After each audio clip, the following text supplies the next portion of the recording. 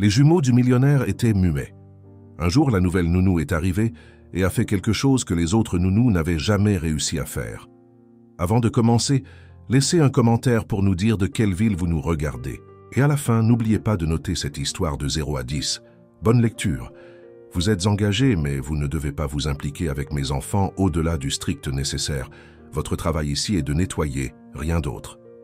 Ces mots résonnaient encore dans l'esprit de Chloé Martinez, alors qu'elle frottait le sol du salon avec une serpillière qui semblait avoir survécu à une bataille médiévale. Elle s'arrêta un instant, jeta un œil à son reflet dans le marbre, ajusta sa combinaison rose vif qui lui donnait des airs de panthère rose et glissa sur les genoux comme si elle surfait.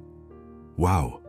3 points pour Chloé en nettoyage artistique, » dit-elle, en soulevant la serpillière comme un trophée. Chloé se mit à fredonner doucement, inventant sa propre mélodie. « Saleté, va-t'en, stress, disparaît. Je suis venu secouer ce plancher. » Mais elle ne savait pas qu'on l'observait. À la porte, 2 petits yeux l'épiaient en silence. Léo et Noah, 6 ans. Des jumeaux identiques, calmes, sérieux, figés dans le temps depuis le jour où ils avaient perdu leur mère. La chanson de Chloé devint plus entraînante. Elle tourna sur elle-même de façon théâtrale avec la serpillière, heurta le seau par accident et envoya un chiffon voler comme une colombe de la paix, qui atterrit directement sur le visage d'un buste en marbre. « Oups, désolé, monsieur la statue, j'espère que vous ne porterez pas plainte. » Et puis cela se produisit. Un petit rire, puis un autre, doux, timide, mais bien réel.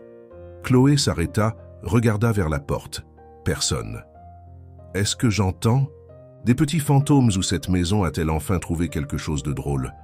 À l'étage, dans son bureau, Ethan Caldwell, PDG milliardaire, veuf, passé maître dans l'art de la froideur et des ordres cassants, observait tout sur les écrans de surveillance, la danse, le désastre chorégraphié, le désordre involontaire et les sourires. Les sourires qu'il n'avait pas vus depuis 2 ans. Un coin de sa bouche se contracta lentement. Et puis, contre toute attente, il rit. Un rire discret, bref, mais suffisant pour le surprendre lui-même. Le lendemain, Chloé arriva plus tôt, cette fois avec un nouvel accessoire, un mètre ruban autour du cou. Personne ne savait si cela faisait partie de son costume ou si elle pensait pouvoir mesurer l'énergie négative de la maison. Elle croisa les jumeaux dans le couloir. Elle s'arrêta, sourit. « Bonjour, messieurs du silence. Aujourd'hui, nous avons une offre spéciale nettoyage. Si vous m'offrez un sourire, je vous chanterai Baby Shark style samba. » Ils ne répondirent pas. Ils se contentèrent de la fixer. Chloé continua son chemin. Au milieu de son ménage, elle sentit quelque chose d'étrange. Elle se retourna. Léo se tenait dans l'embrasure de la porte et elle entendit un son, faible, rauque, mais clair, presque comme un salut. Les yeux de Chloé s'écarquillèrent. « Hé, salut !» répéta-t-il. Elle se montra du doigt. « Moi, la femme de ménage, Chloé, tu as dit salut ?» Il hocha la tête, puis se mit à rire et s'enfuit comme s'il venait de voler un trésor. Noah le suivit, riant lui aussi. Chloé resta là tenant sa serpillière comme un sceptre magique, un léger sourire complice aux lèvres, et murmura « Salut à vous deux, mes petits !» Ethan ne dit jamais un mot de ce qu'il avait vu sur les caméras, mais quelque chose dans sa routine commença à changer. Pour la première fois en 2 ans, il se mit à quitter le bureau plus tôt, toujours avec la même excuse. « Je dois vérifier que tout va bien à la maison. » La vérité, c'est qu'il voulait voir Chloé en action. Et Chloé? Eh bien, Chloé avait transformé le ménage en un véritable spectacle. Ce mardi matin-là, elle arriva en fredonnant une chanson qu'elle semblait avoir inventée en chemin. « Poussière, va-t'en, saleté, adieu. Aujourd'hui, cette maison brillera. Oh oui, oh oui. » Elle attrapa l'aspirateur et se mit à danser avec lui comme si c'était son partenaire de bal. Elle glissa dans le couloir, tourbillonna, et l'aspirateur la suivit comme un partenaire obéissant. « Allez, mon cher Winston, dit-elle, donnant un nom à l'appareil. Aujourd'hui, tu découvriras tous les recoins de ce manoir. » De l'étage, Ethan regardait sur l'écran, secouant la tête mais avec un sourire involontaire aux lèvres. Chloé n'avait aucune idée qu'elle était observée, et encore moins que 2 paires d'yeux curieux épiaient chacun de ses mouvements. Léo et Noah étaient cachés derrière le canapé du salon, complètement fascinés par cette femme qui transformait le travail en jeu.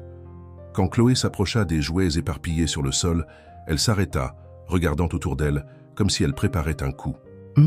murmura-t-elle en ramassant un camion de pompiers rouges. « On dirait qu'on a une urgence ici. » Elle donna à chaque jouet une voix différente. « Au secours! Au secours !» cria-t-elle d'une petite voix pour une poupée. « La poussière attaque. La ville. » « Ne vous inquiétez pas, citoyen, » répondit-elle d'une voix grave en tenant le camion. « La brigade de nettoyage est là pour sauver la situation. » Chloé inventa toute une histoire avec le petit camion, pourchassant des monstres de poussière dans la pièce, imitant des bruits de sirènes et des explosions dramatiques. C'est alors que cela arriva. Un rire clair, sonore, authentique, puis un autre. Chloé s'arrêta au milieu de sa pièce de théâtre et regarda autour d'elle. Cette fois, elle les vit. Léo et Noah étaient là, souriant ouvertement, les yeux brillants de joie. « Vous avez aimé l'histoire ?» demanda-t-elle lentement, en s'approchant. Noah hocha timidement la tête. Léo fit un pas en avant avec un léger sourire. Sans s'en rendre compte, Chloé s'agenouilla sur le sol et ouvrit les bras. À sa grande surprise, les deux garçons coururent droit vers elle. Depuis son bureau, Ethan regardait, la poitrine serrée. La colère et la gratitude se livraient bataille en lui. Chloé avait désobéi à ses ordres directs de ne pas s'impliquer avec les enfants. Mais pour la première fois en 2 ans, ses fils étaient heureux. Il était partagé entre descendre la réprimander ou laisser cette magie continuer. La décision fut prise pour lui lorsque la gouvernante, qui travaillait là depuis 15 ans, frappa à la porte de son bureau. « Monsieur Caldwell, je dois vous parler », dit-elle en entrant avec une expression sévère. « De quoi s'agit-il, Mrs. Davis ? C'est à propos de la nouvelle employée. » Ethan fronça les sourcils. « Chloé, Miss Albright, la nounou des garçons, est venue me voir ce matin. Elle est très inquiète. »« Inquiète de quoi ?»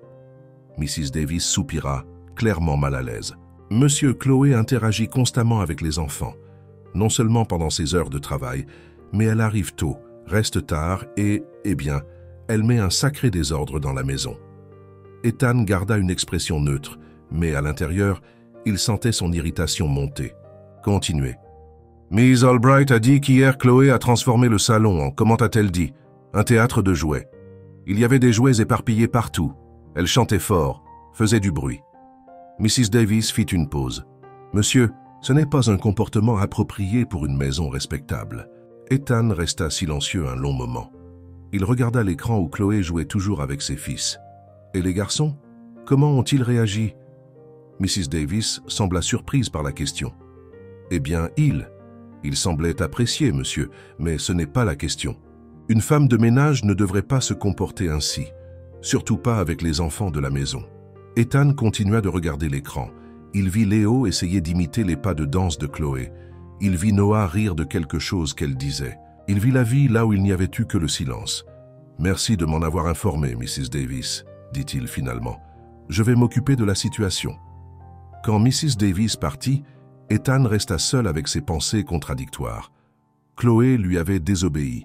Elle avait créé le chaos dans sa maison parfaitement organisée, mais elle avait donné à ses enfants quelque chose qu'ils pensaient perdu à jamais, des sourires. 3 jours plus tard, Chloé était au milieu de sa routine matinale quand quelque chose attira son attention. Dans un coin de la pièce principale, il y avait un objet mystérieux recouvert d'un drap blanc, comme s'il avait été oublié par le temps. « Qu'est-ce qui peut bien se cacher là-dessous » murmura-t-elle en s'approchant avec curiosité. Chloé tira doucement le bord du tissu et découvrit un magnifique piano à queue. Les touches d'ivoire brillaient même sous la couche de poussière, et le bois sombre avait une finition qui parlait d'élégance et de soin. « Waouh, tu es bien trop beau pour être caché comme ça », dit-elle en passant doucement ses doigts sur le couvercle. Incapable de résister, Chloé s'assit sur le banc rembourré et posa ses mains sur les touches. Elle joua quelques accords simples, testant le son. Le piano répondit par une douce mélodie mélancolique qui résonna dans la pièce comme un soupir longtemps retenu. « Tu as une si jolie voix », chuchota-t-elle à l'instrument, commençant à jouer une douce chanson qu'elle avait apprise dans son enfance. La mélodie s'écoula naturellement de ses doigts, remplissant chaque recoin du manoir d'une tendresse que la maison n'avait pas connue depuis très longtemps. De l'étage, Ethan entendit chaque note comme si c'était un couteau lui transperçant la poitrine. Il laissa tomber les papiers qu'il lisait et dévala les escaliers 4 à 4, son visage pâlissant à chaque pas. Quand il atteignit la pièce, Chloé jouait toujours, complètement absorbée par la musique. Ses yeux étaient fermés, un petit sourire sur les lèvres, comme si elle parlait avec un vieil ami. « Arrêtez !» cria Ethan, faisant sursauter Chloé qui bondit du banc comme si elle avait reçu une décharge électrique. Le silence tomba sur la pièce comme un lourd rideau. Ethan se tenait à l'entrée, respirant fort, les poings serrés, son visage un masque de fureur et de douleur. « Mr. Caldwell, je ne savais pas que... » commença Chloé en se levant rapidement. « Vous ne saviez pas quoi? Que vous n'êtes pas censé toucher aux affaires de cette maison? Qu'il y a des règles ici. » Sa voix tremblait de colère contenue. « Je nettoyais seulement et j'ai vu le piano. Je suis désolé, Personne ne touche à ce piano. » explosa Ethan s'avançant à grands pas. « Personne. Vous comprenez ?» Chloé recula instinctivement, mais son expression passa de la confusion à quelque chose de plus déterminé. « Je comprends que vous soyez en colère, mais je ne comprends pas pourquoi. Ce n'est qu'un piano. » « Juste un piano ?» Ethan laissa échapper un rire amer. « Ce piano était le sien, celui de ma femme.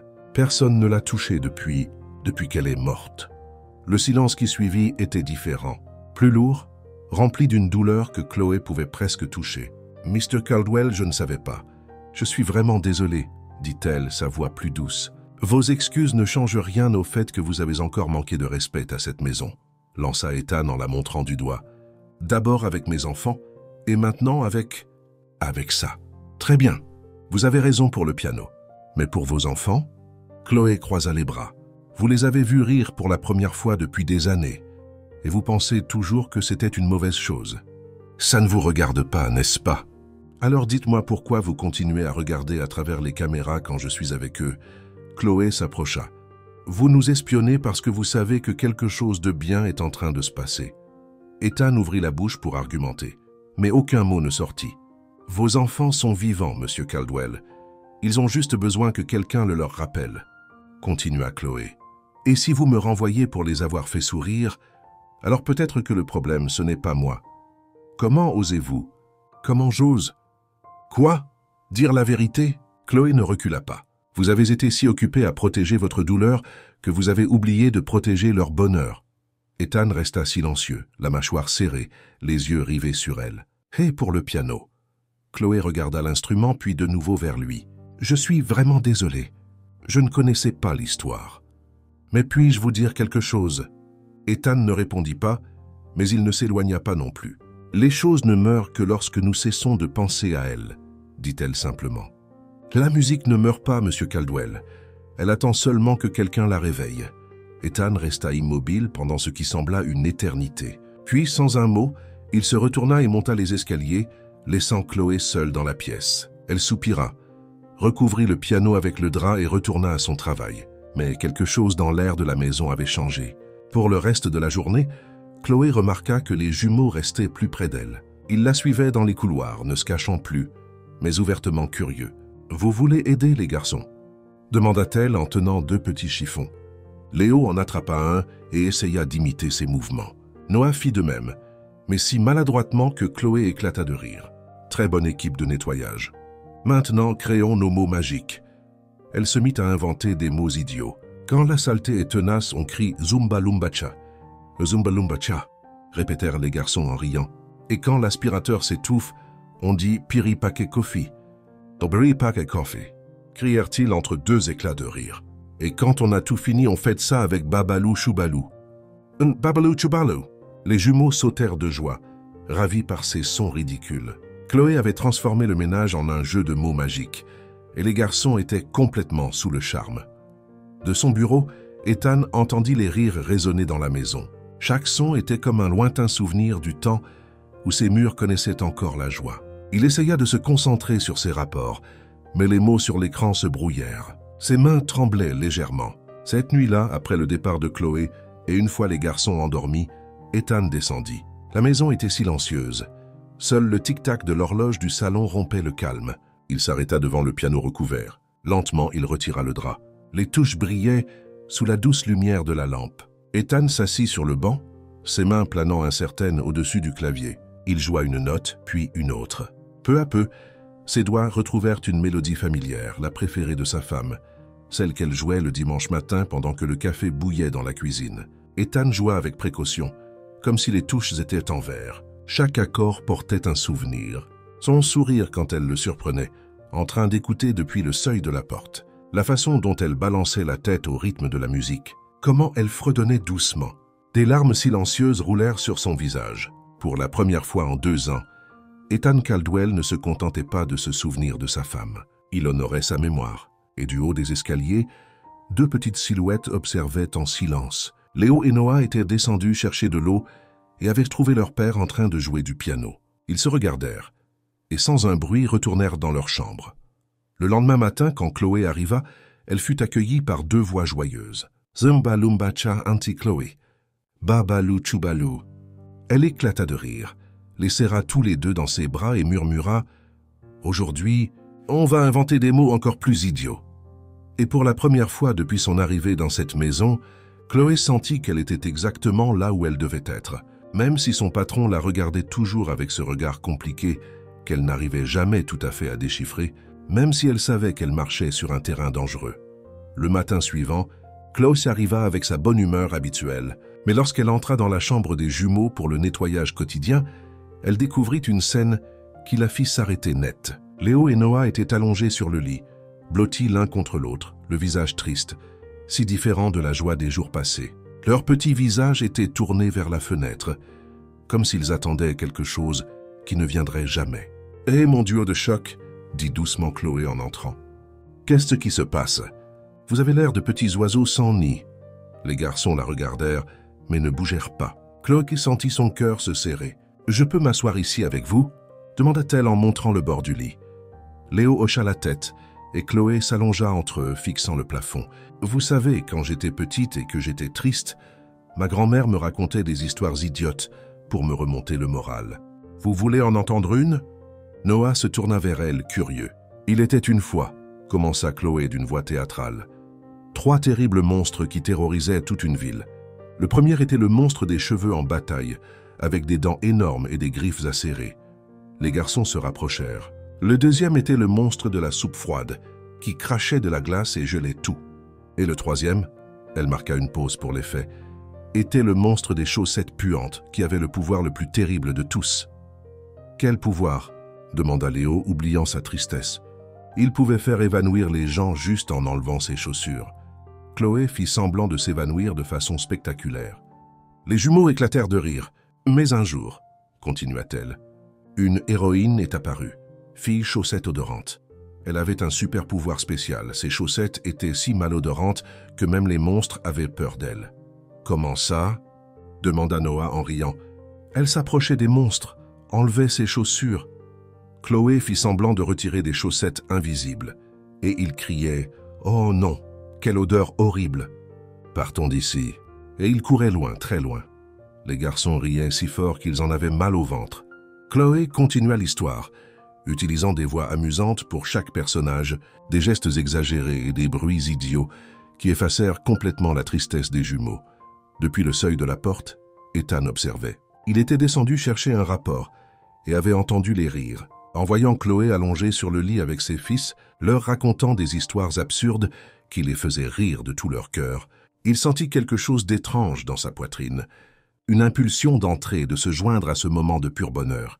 Il fit un pas en avant, mais s'arrêta. Ce n'était pas sa place. Cette magie appartenait à Chloé et aux enfants. Il retourna à son bureau, mais l'image resta gravée dans son esprit.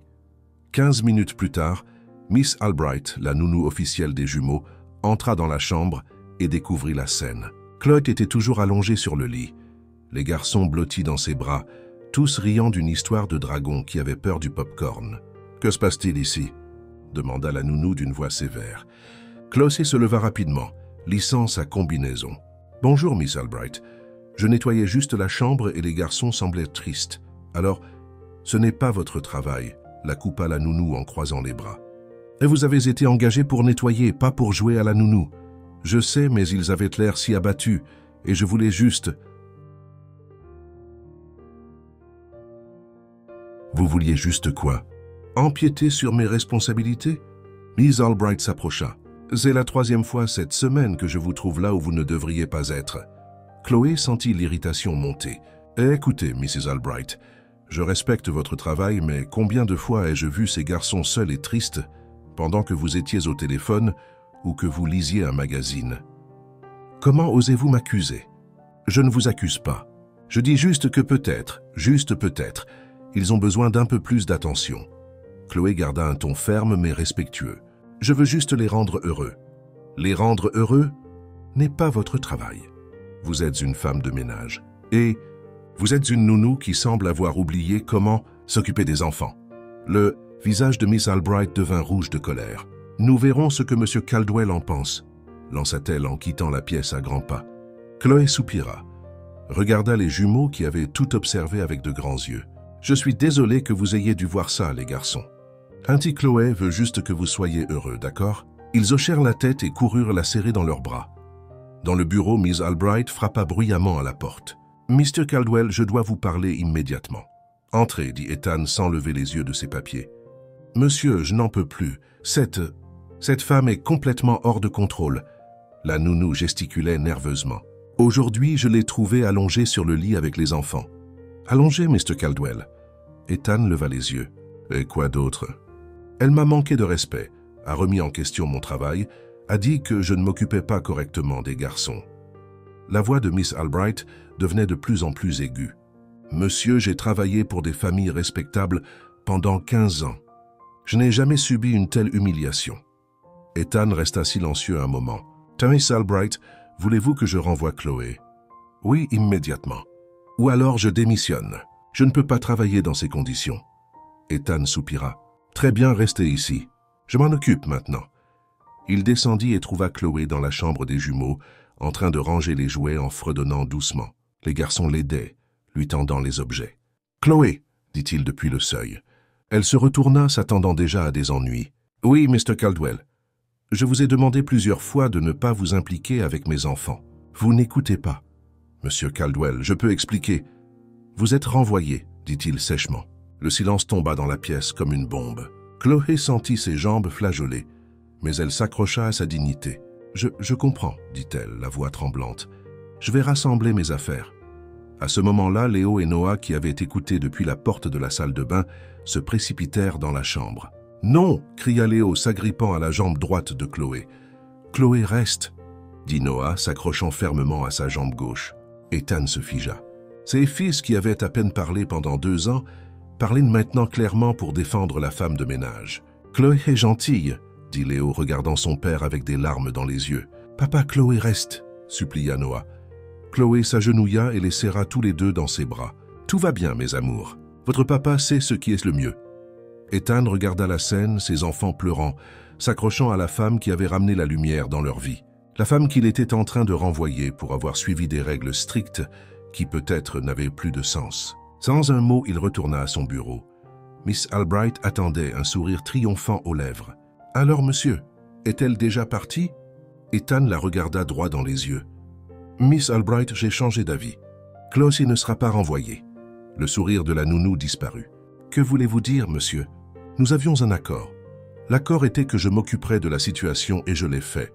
Chloé reste. »« Mais monsieur, c'est inacceptable. C'est soit elle, soit moi. » Ethan soupira. « Alors, Miss Albright, j'accepte votre démission. Mrs. Davis s'occupera de votre solde de tout compte. » La nounou resta bouche bée. « Monsieur Caldwell, vous ne pouvez pas être sérieux. Je suis tout à fait sérieux. Bonne journée. » Une demi-heure plus tard, Ethan trouva Chloé dans la cuisine, apprenant aux jumeaux comment ranger les ustensiles par taille. « Chloé » appela-t-il.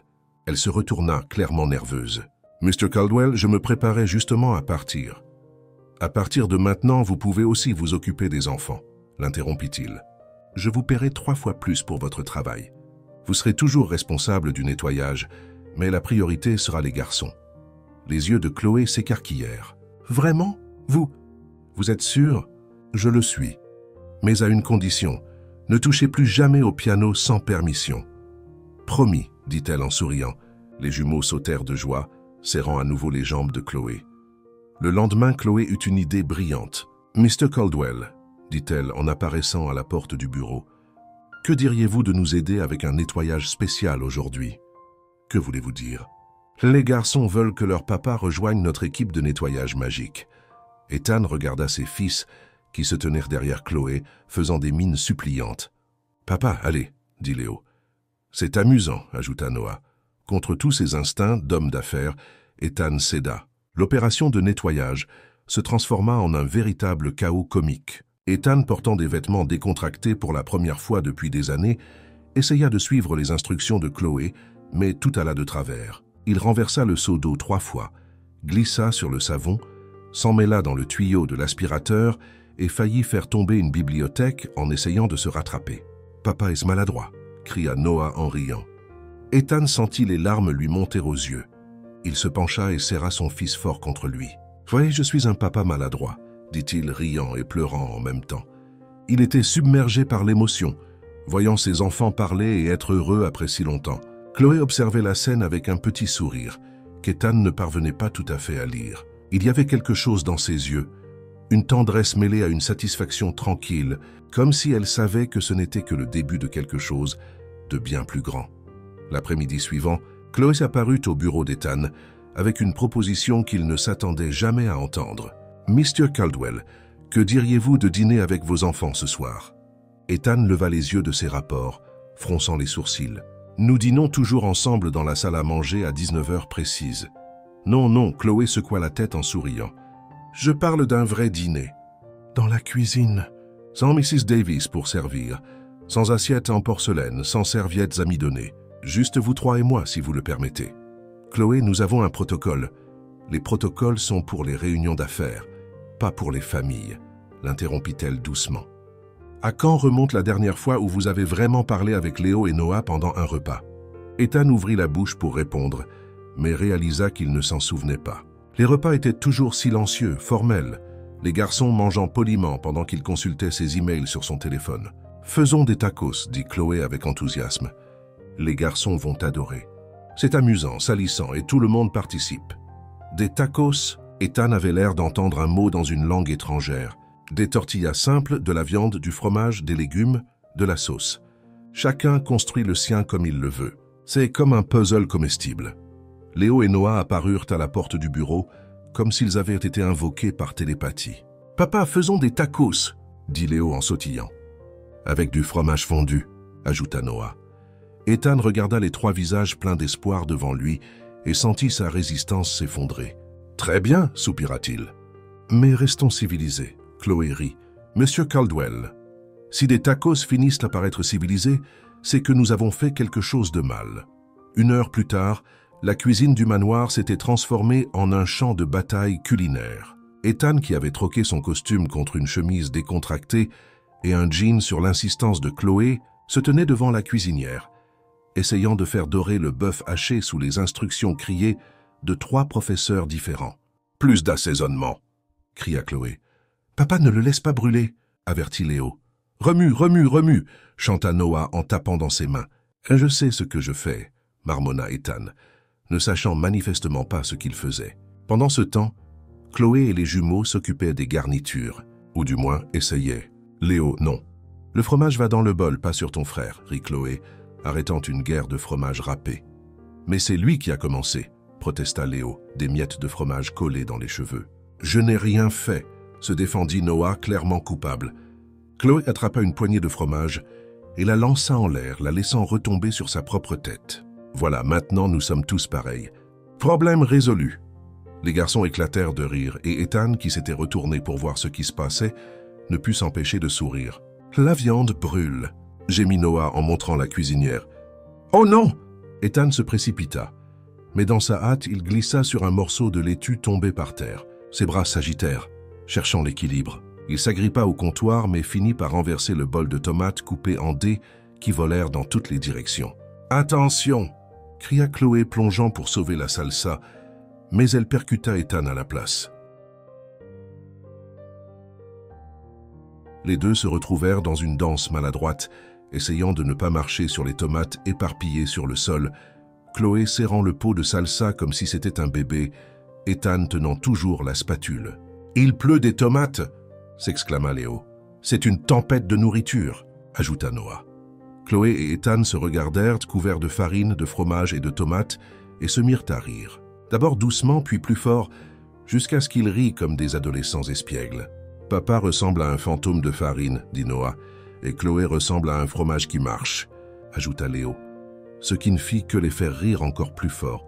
40 minutes plus tard, ils réussirent enfin à rassembler assez d'ingrédients pour faire des tacos. La cuisine ressemblait à un champ de ruines après le passage d'un ouragan alimentaire. De la farine sur les murs, du fromage au plafond, de la laitue collée au réfrigérateur et une mystérieuse empreinte de salsa sur le carrelage. Mais personne ne s'en souciait. Assis autour de l'îlot de cuisine sur de hauts tabourets, chacun construisait son taco avec la créativité d'un artiste. Ethan découvrit qu'il aimait le supplément de fromage et les cornichons. Léo créa un chef-d'œuvre avec 5 sauces différentes, et Noah décida que les tortillas fonctionnaient mieux comme chapeau avant de les manger. « Papa, raconte-nous ton enfance », demanda Léo en mâchant. « Mon enfance ?» Ethan sembla surpris. « Pourquoi veux-tu savoir ?» Chloé nous a dit que quand elle était petite, elle vivait avec sa grand-mère qui faisait des crêpes en forme d'animaux, dit Noah. « Et toi ?» Ethan réfléchit un instant. Il y avait si longtemps qu'il n'avait pas parlé de son enfance. « Eh bien, mon grand-père m'apprenait à pêcher chaque été. Nous allions toujours au lac Winnipesaukee, et il disait que le secret était d'avoir de la patience et de parler aux poissons. » Parler aux poissons? Les yeux de Léo s'écarquillèrent. C'est ça. Il disait que si tu racontais des histoires drôles, ils deviendraient curieux et viendraient voir ce qui se passait. « Et ça marchait ?» demanda Noah, fasciné. « Parfois, » sourit Ethan, une expression nostalgique sur le visage. « Ou peut-être que mon grand-père était juste très doué pour choisir les bons endroits. » Chloé resta silencieuse, observant Ethan se transformer devant ses enfants. Ses mots coulaient naturellement. Ses gestes étaient plus détendus, et il y avait une lumière dans ses yeux qu'elle n'avait jamais vue auparavant. « Chloé, raconte-nous en plus sur la grand-mère aux crêpes » demanda Léo. « Exabuela Sofia était une artiste » dit Chloé avec des gestes théâtraux. Elle faisait des crêpes éléphants, des crêpes girafes, même des crêpes dragons. Et elle disait toujours « Mija, la nourriture faite avec amour a un goût différent. »« Mija » demanda Noah confus. « C'est comme ça qu'elle m'appelait. »« Ça veut dire « ma fille » en espagnol, expliqua Chloé. Elle était mexicaine. Elle est venue aux États-Unis quand elle était jeune. Comme vous, observa Ethan. Chloé cligna des yeux, un peu surprise par son commentaire. Oui, comme moi. 2e génération de rêveurs. Ils continuèrent à parler en finissant leurs tacos. Les histoires coulaient facilement. Chloé raconta son enfance dans un petit appartement de Miami. Ethan se remémora des souvenirs oubliés de sa jeunesse et les garçons posèrent 1000 questions sur tout. Quand ils eurent enfin fini de manger, la cuisine était encore plus en désordre. Mais personne ne voulait que le moment se termine. « Le meilleur dîner de ma vie », déclara Léo affalé sur son tabouret, le ventre plein. « Je suis d'accord », dit Noah en bâillant. Ethan regarda la cuisine dévastée, puis ses fils heureux et satisfaits, et enfin Chloé qui rassemblait les assiettes avec un sourire serein. « Chloé », appela-t-il doucement. « Oui, comment faites-vous pour que tout semble si vivant ?» Chloé s'arrêta, une assiette à la main, et le regarda. Il y avait quelque chose de différent dans sa question. Ce n'était pas une curiosité superficielle, mais une véritable recherche de compréhension. « Parce que je n'ai jamais eu le luxe de vivre en pilote automatique », répondit-elle simplement. « Quand on grandit en sachant que chaque jour est une victoire, on apprend à trouver la magie dans les petites choses. » Ethan l'étudia en silence. Il y avait une profondeur en Chloé qu'il commençait seulement à découvrir. Elle n'était pas seulement la femme de ménage drôle qui faisait rire ses enfants. C'était une femme qui comprenait ce que signifiait vraiment vivre. « Et vous ?» demanda Chloé en retour. « Quand avez-vous cessé de vivre pour commencer à simplement exister ?» La question le frappa comme un coup de poing à l'estomac. Ethan n'avait pas de réponse, car il savait exactement quand cela s'était produit. Le jour de la mort de sa femme, quand il avait décidé qu'il ne laisserait plus jamais rien le blesser aussi profondément. « Papa, on peut faire ça tous les jours ?» demanda Léo, brisant le moment de tension. « Tous les jours, ce serait peut-être trop de travail pour Chloé, » répondit Ethan, revenant à la réalité. « Du travail ?» rit Chloé. « Monsieur Caldwell, ce n'était pas du travail. C'était la vie. » Les jumeaux commencèrent à nettoyer le désordre sans que personne ne le leur demande, imitant les pas de danse de Chloé tout en ramassant les morceaux de nourriture éparpillés. Ethan et Chloé travaillèrent côte à côte, lavant la vaisselle et essuyant les surfaces. De temps en temps, leurs mains se frôlaient en attrapant le même ustensile, ou leurs épaules se touchaient en se déplaçant autour du petit évier. C'étaient des contacts innocents, accidentels, mais ils laissaient une étrange sensation dans l'air. « Zumba Lumba !» crièrent les garçons quand ils eurent fini, utilisant le mot magique que Chloé avait inventé. « Babalou Choubalou », répondit Chloé en riant. Ethan observa la scène, et pour la première fois en 2 ans, il ne pouvait pas imaginer sa maison sans ces rires résonnant dans les couloirs, sans cette femme extraordinaire qui avait transformé sa famille, avant même qu'il ne réalise à quel point. Et cela l'effrayait tout autant que cela lui donnait de l'espoir. 3 jours après le dîner de tacos, Chloé rangeait la salle de jeu lorsqu'elle trouva une tablette rose oubliée sous le canapé. Elle la reconnut immédiatement comme celle de Léo, celle qu'il emportait toujours partout avant. Enfin, avant qu'il ne se désintéresse de presque tout. Ce garçon oublierait sa tête si elle n'était pas attachée, marmonna-t-elle en ramassant l'appareil pour l'emmener dans la chambre des jumeaux. Mais lorsqu'elle toucha l'écran pour vérifier s'il fonctionnait, la tablette s'alluma et lança automatiquement la dernière vidéo visionnée. Chloé était sur le point de l'éteindre lorsque l'image la figea sur place. À l'écran, une belle femme aux cheveux dorés était assise par terre dans la même pièce où Chloé se trouvait maintenant. Elle portait une robe bleu clair et tenait 2 bébés potelés sur ses genoux. La qualité de la vidéo montrait qu'elle avait été enregistrée quelques années plus tôt. « Léo, mon amour, dit maman », disait la femme à l'écran en chatouillant l'un des bébés. « Allez, tu peux le faire. » Le bébé rit, essayant d'attraper les cheveux de sa mère. « Et toi, Noah, tu vas laisser ton frère gagner ?» Elle se tourna vers l'autre bébé, qui se mit immédiatement à babiller des sons incompréhensibles. Chloé s'assit lentement sur le canapé, fascinée par la scène. C'était clairement la mère des garçons, la femme d'Ethan. La femme qui avait laissé un vide si profond dans la maison que son absence se faisait encore sentir 2 ans plus tard. La vidéo continua. La caméra apparemment tenue par Ethan capturait des moments intimes et spontanés. La femme chantait des berceuses, faisait des grimaces aux bébés, imitait des cris d'animaux qui les faisaient éclater de rire. « Clara, tu enregistres notre séance secrète d'entraînement de clown. » La voix d'Ethan, plus jeune et pleine de vie, sortit de la tablette. « Il faut bien que quelqu'un documente le fait que tu sais sourire, monsieur le PDG sérieux. » répondit Clara en se tournant vers la caméra avec un sourire radieux. « Regardez, les garçons. Papa est content. » La caméra trembla, montrant qu'Ethan riait. Chloé sentit ses yeux se remplir de larmes. Il était impossible de ne pas être ému en regardant cette famille heureuse, entière, remplie d'amour et d'espoir. Ethan ressemblait à une personne complètement différente dans la vidéo, détendu, joueur pleinement présent. La vidéo passa à une autre scène. Clara apprenait aux bébés, maintenant un peu plus âgés, à taper dans leurs mains. Elle chantait une chanson pour enfants, tout en faisant bouger leurs petites mains au rythme. « Si tu as de la joie au cœur, frappe des mains », chantait-elle. « Si tu as de la joie au cœur et tu veux le montrer, frappe des mains. » Les bébés essayaient d'imiter, produisant des applaudissements maladroits qui faisaient rire Clara aux éclats. « Ethan, viens ici !» appela-t-elle. « Tu dois rejoindre notre groupe. Je travaille, mon amour », vint sa voix distraite. « Le travail peut attendre 5 minutes. Tes enfants ne seront pas des bébés pour toujours. » Il y eut une pause, puis le bruit de pas se rapprochant. Ethan apparut à l'écran et s'assit à côté de Clara par terre. « Très bien. Quel est mon rôle dans cet orchestre familial ?»« Tu es la basse, » dit Clara en prenant sa main et en la guidant pour applaudir à un rythme plus lent. « Comme ça, tu vois ?»« Parfait. » Chloé regarda la scène, la gorge nouée. C'était la preuve qu'Ethan avait un jour été capable d'être spontané, de vivre l'instant présent, de mettre sa famille en premier. Qu'était-il arrivé à cet homme? « Chloé !» La voix derrière elle la fit sursauter. Ethan se tenait dans l'embrasure de la porte, son expression indéchiffrable. « Mr. Caldwell, j'ai trouvé la tablette de Léo et... » balbutia-t-elle, cherchant à éteindre l'appareil, mais ses mains tremblaient. « Donnez-moi ça, dit-il, tendant la main d'un ton sec. » Chloé hésita. À l'écran, Clara chantait maintenant la berceuse. Les jumeaux, âgés d'environ 1 an, s'endormaient dans ses bras. « Mr. Caldwell, Chloé, éteignez-la, maintenant. » Sa voix était tendue, presque désespérée. Elle regarda l'écran, puis lui, et vit quelque chose qui la décida.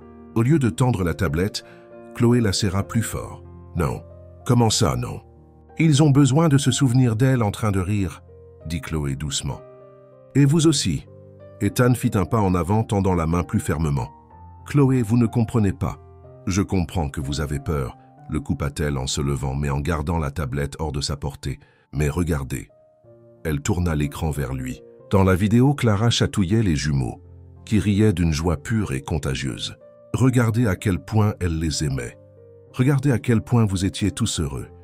Ethan se figea, les yeux rivés sur l'image de sa femme. Son expression se durcit. « Vous croyez que je ne le sais pas? Que j'ai oublié? Je crois que vous essayez d'oublier, répondit Chloé doucement. Et vous entraînez vos enfants avec vous. Vous n'avez pas le droit. J'ai le droit de me soucier de ces enfants, l'interrompit-elle, mais sans agressivité. Ethan, ils n'ont presque aucun souvenir d'elle. Noët avait à peine 2 ans quand elle est morte. Ethan tenta une nouvelle fois de saisir la tablette, mais Chloé attrapa sa main. Le contact fut électrique, inattendu, intense. Pendant un instant, tous deux se figèrent, leurs mains toujours entrelacées, la tablette entre eux montrant les images d'une famille qui avait un jour été entière. « S'il vous plaît, murmura Chloé, laissez-moi regarder. Laissez-vous la souvenir telle qu'elle était vraiment. » Ethan regarda leurs mains toujours jointes, puis le visage de Chloé. Il y avait quelque chose dans ses yeux auquel il ne pouvait résister. De la compassion peut-être, ou une compréhension qui allait au-delà des mots. Lentement, il relâcha sa main et s'assit lourdement sur le canapé. Chloé s'assit à côté de lui. En gardant une distance respectueuse, éteint la tablette pour qu'ils puissent tous les deux voir. La vidéo continua. Clara lisait maintenant un livre aux jumeaux, utilisant des voix différentes pour chaque personnage. Ethan apparaissait de temps en temps dans la vidéo, se joignant à l'histoire, faisant rire les garçons. « Elle était douée pour ça », murmura Ethan, brisant le silence. « Oui, on voit qu'elle était née pour être mère. Elle disait toujours qu'elle voulait une maison pleine d'enfants, » continua Ethan, la voix mal assurée. 5, 6 enfants. Elle disait qu'elle voulait tellement de bruit que les voisins se plaindraient. Chloé sourit à travers ses larmes. Elle a réussi à faire beaucoup de bruit avec seulement 2. Sur la tablette, Clara chantait maintenant une chanson que Chloé reconnut, la même mélodie qu'elle avait fredonnée inconsciemment quelquefois en nettoyant. « You are my sunshine » chantait Clara dans la vidéo. « Vous chantez cette chanson » nota Ethan en regardant Chloé. « Ma grand-mère me la chantait » répondit-elle. « C'est drôle comme certaines chansons traversent les générations, n'est-ce pas ?» Ils continuèrent à regarder en silence. La vidéo montrait des moments du quotidien. Clara donnant le bain au bébé, Ethan essayant et échouant lamentablement à changer des couches, les 4 dans le jardin lors d'un pique-nique improvisé. « Qu'elle aurait eu 30 ans la semaine prochaine » dit soudain Ethan. Chloé le regarda confuse. « Clara est morte à 28 ans. Si elle était en vie, elle aurait... » Il s'arrêta réalisant l'erreur. « Désolé, elle aurait 30 ans. Je me trompe encore parfois. » Chloé sentit sa poitrine se serrer. Ethan était si perdu dans son deuil qu'il en oubliait parfois le temps qui passe. La vidéo se termina et l'écran devint noir. Ils restèrent assis en silence pendant un long moment. « Merci, dit finalement Ethan. « Pourquoi ? De m'avoir rappelé qu'elle était plus que de la douleur. » Chloé hocha la tête, essuyant discrètement une larme qui avait glissé sur son visage. « Vos enfants méritent de connaître cette version d'elle, et cette version de vous aussi. » Ethan la regarda avec une expression qu'elle ne put tout à fait déchiffrer. Quelque chose changeait entre eux, quelque chose au-delà de la relation employeur-employé, quelque chose que tous deux commençaient à reconnaître, bien qu'aucun ne sache comment le gérer. « Chloé, dit-il doucement. « Oui, merci de ne pas avoir abandonné. Nous. » Et pour la première fois depuis son arrivée dans cette maison, Chloé comprit qu'il ne s'agissait pas seulement de faire sourire les enfants. Il s'agissait d'apprendre à toute une famille à vivre à nouveau. Le vendredi matin, Chloé se réveilla avec une étrange sensation. Le soleil entrait par la fenêtre de son petit appartement d'une manière spéciale, comme s'il l'invitait à quelque chose de différent. Elle regarda dehors et vit des enfants jouer dans le parc de l'autre côté de la rue, leur rire flottant dans l'air. C'est là qu'elle eut l'idée. Quand elle arriva au manoir Caldwell, elle trouva Léo et Noah dans leur chambre, jouant tranquillement avec des cubes de construction. Ils avaient l'air contents, mais il y avait une certaine monotonie dans leur façon de jouer. Toujours les mêmes jouets, toujours le même environnement contrôlé. « Bonjour l'équipe Sourire !» dit Chloé en entrant avec son énergie habituelle. « Bonjour Chloé !» répondirent-ils en chœur, courant la serrer dans leurs bras. « Et si on faisait quelque chose de différent aujourd'hui ?» demanda-t-elle en s'agenouillant pour être à leur niveau. « Comme quoi ?» demanda Léo curieux. Chloé jeta un coup d'œil par la fenêtre. C'était l'une de ces journées de printemps parfaites à Boston. Ciel bleu, température agréable, une douce brise faisant danser les arbres. Et si on explorait le monde extérieur? Les jumeaux se regardèrent, perplexes. « Dehors où ?» demanda Noah. « Au parc. Ce magnifique parc a seulement 2 rues d'ici. Vous y êtes déjà allés ?» Les garçons secouèrent la tête. « Papa dit que c'est dangereux, dit Léo, et qu'il y a trop d'étrangers, ajouta Noah. Le cœur de Chloé se serra. Ses enfants étaient privés de l'une des parties les plus importantes de l'enfance, la liberté de jouer avec d'autres enfants. « Vous savez ce que je pense ?» dit-elle, prenant une décision impulsive. « Je pense que vous deux méritez de savoir ce que c'est que de jouer pour de vrai. »« Mais papa est dans son bureau en réunion jusqu'à 17 heures. » Chloé vérifia sa montre. « Il n'est que 14 heures. Nous avons tout le temps pour une petite aventure. » Elle savait qu'elle enfreignait toutes les règles. Ethan avait été clair sur le fait de ne pas quitter la propriété avec les enfants sans permission. Mais en voyant ces deux beaux garçons piégés dans une bulle de verre, Chloé sentit que certaines règles étaient faites pour être enfreintes. « Mais si papa l'apprend, » hésita Léo. « J'assumerai toute la responsabilité, » promit Chloé. « Vous avez confiance en Auntie Chloé ?» Tous deux hochèrent la tête sans hésiter. « Alors allons vivre une aventure. » 15 minutes plus tard, Chloé marchait dans les rues du quartier avec un jumeau de chaque côté, leurs petites mains serrant fermement les siennes. Les garçons regardaient autour d'eux avec la curiosité d'explorateurs découvrant un nouveau continent. « Waouh, autant de voitures !» s'exclama Noah. « Et regarde ce chien !» Léo montra un Golden Retriever se promenant avec son maître. Chloé sourit en observant leur émerveillement devant des choses si ordinaires. Quand ils arrivèrent au parc, les yeux des jumeaux s'écarquillèrent. « C'est immense », murmura Léo. Le parc était plein de vie. Des enfants couraient sur les pelouses, des familles pique-niquaient et des adolescents se lançaient des frisbees. Il y avait une aire de jeu colorée avec des toboggans, des balançoires et une structure à grimper qui ressemblait à un château. « Je peux y aller ?» demanda Noah en montrant le toboggan. « Bien sûr, allons-y. » Chloé les accompagna jusqu'à l'aire de jeu. Au début, les jumeaux étaient timides, observant les autres enfants à distance, mais Chloé les encouragea doucement. « Regardez », dit-elle en montrant un garçon de leur âge qui jouait seul dans le bac à sable. « Ce petit garçon a l'air gentil. Pourquoi n'iriez-vous pas le voir ?» Léo fut le premier à s'approcher. « Salut », dit-il timidement. « Je peux jouer ?» Le garçon leva les yeux et sourit. « Bien sûr, je construis un château. Tu veux m'aider ?»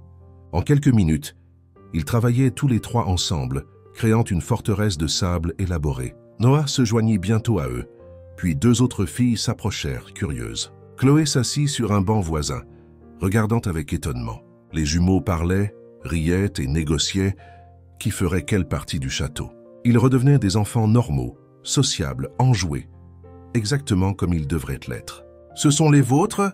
demanda une mère qui s'assit à côté de Chloé. « Je m'occupe d'eux », répondit Chloé sans entrer dans les détails. « Ils sont adorables. » « Première fois au parc ?»« Oui, » sourit tristement Chloé. « Première fois depuis longtemps. » Pendant près d'une heure, les jumeaux jouèrent librement. Ils descendirent des toboggans, se balancèrent, coururent, crièrent de joie et se salirent avec de la terre et du sable. Chloé prit quelques photos avec son téléphone, voulant capturer ces moments magiques. C'est là qu'elle vit Ethan. Il était de l'autre côté du parc, près du parking, scrutant les alentours avec des yeux désespérés. Quand il les repéra enfin, son visage passa par plusieurs émotions. Le soulagement, la colère, la confusion. Chloé déglutit difficilement. Elle avait des ennuis. Ethan marcha vers eux à grandes enjambées déterminées. Chloé pouvait voir l'orage se former sur son visage. « Les garçons » appela-t-elle doucement. « Il est temps de partir. »« Déjà ?» protesta Léo. « Mais je n'ai pas fini le château. »« On reviendra un autre jour, » promit Chloé sans être sûre que ce soit vrai. Ethan les rejoignit juste au moment où Chloé aidait les garçons à dire au revoir à leurs nouveaux amis. « Papa !» cria Noah, courant serrer les jambes de son père. « Tu aurais dû voir ça. »« On a fait un château géant et on a rencontré Jake, Emma, Sophie et Marcus, » ajouta Léo avec enthousiasme. « Ils sont super gentils. » Ethan regarda ses fils, sales, heureux, rayonnants, puis Chloé. Elle se tenait à quelques pas en arrière, se préparant clairement à la tempête. « Chloé, » dit-il d'une voix contrôlée. « Pouvons-nous parler ?» Elle s'approcha, levant le menton avec détermination. « Mr. Caldwell, je sais que vous êtes en colère, mais vous avez désobéi à un ordre direct, » la coupa-t-il. « Je vous avais dit de ne pas quitter la propriété avec eux. »« Je sais, mais... » « Pas de mais, Chloé, vous avez mis mes enfants en danger. » Chloé regarda autour d'elle. Le parc était plein de familles heureuses, d'enfants jouant sous la surveillance de parents et de gardiens. Il n'y avait rien de dangereux là-bas. En danger de quoi? D'être heureux, de se faire des amis, d'être des enfants normaux? Papa, ne sois pas fâché contre Chloé, intervint Léo. C'était le meilleur après-midi de notre vie. C'est vrai, acquiesça Noah. On s'est tellement amusé. Ethan regarda ses enfants, puis Chloé, puis le parc autour d'eux. Il vit d'autres enfants jouer, d'autres parents sourire, des familles entières profitant d'une belle journée en plein air. Il prit une profonde inspiration. « Merci », dit-il, se surprenant lui-même. Chloé cligna des yeux, confuse. « Pardon ?»« Merci », répéta-t-il plus fermement. « De m'avoir rappelé qu'ils ont besoin de ça. » Chloé sentit ses yeux se remplir de larmes. « Mr. Caldwell, Ethan, la corrigea-t-il doucement. Je pense qu'il est temps que vous m'appeliez Ethan. » Le retour à la maison fut complètement différent de l'aller. Les jumeaux bavardaient sans arrêt de leurs aventures, racontant chaque détail à leur père, comme s'ils étaient des explorateurs revenant d'une expédition épique. Ethan marchait à côté de Chloé, écoutant les histoires de ses enfants avec une expression qu'elle n'avait jamais vue auparavant. C'était de la tendresse mêlée de regret, de la joie teintée d'une douce tristesse. « Ils avaient raison », dit-il alors qu'ils atteignaient les grilles du manoir. « À propos de quoi ?» C'était vraiment le meilleur après-midi de leur vie, depuis très longtemps. Chloé ne répondit pas, mais son cœur se réchauffa. Alors qu'ils traversèrent le jardin du manoir, elle était si distraite à regarder Ethan interagir avec ses fils qu'elle ne remarqua pas où elle mettait les pieds. Son pied glissa sur l'herbe, encore humide du système d'irrigation. « Attention !» cria Ethan, se précipitant pour la rattraper. Ses bras se refermèrent autour de la taille de Chloé au moment exact où elle commençait à tomber. L'élan les fit tourner, et quand ils s'arrêtèrent enfin, elle était pressée contre sa poitrine, ses mains posées sur ses épaules. Ils se figèrent. Chloé pouvait sentir le cœur d'Ethan battre contre sa poitrine. Elle pouvait voir chaque détail de ses yeux verts, la petite cicatrice près de son sourcil gauche, la façon dont ses lèvres s'entr'ouvraient légèrement.